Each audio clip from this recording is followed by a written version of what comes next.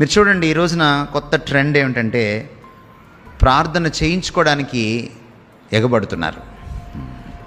ఒక మీటింగ్ అయిపోతే ఒక దైవజనుడి దగ్గరికి వెళ్ళి ఆయన చెయ్యేసి ప్రార్థన చెయ్యాలి అని ఈరోజు ఉబలాటం పెరిగింది.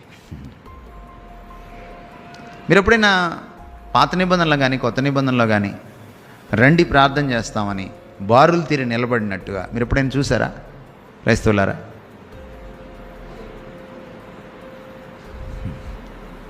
లిటిల్ ల్యాంప్ చర్చ్లో వాళ్ళు కానీ బయట నుంచి వచ్చిన వాళ్ళు కానీ చెప్తారా నాకు?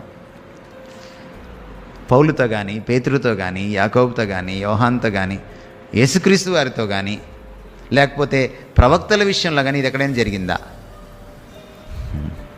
పోనీ మోషే ప్రార్థన చేసేటప్పుడు కానీ వరుసగా బారులు తీరితే అందరి మీద చేతులు వేసుకుంటే వెళ్ళి ప్రార్థన చేసిన సందర్భం ఏమైనా ఉందా? లేదు.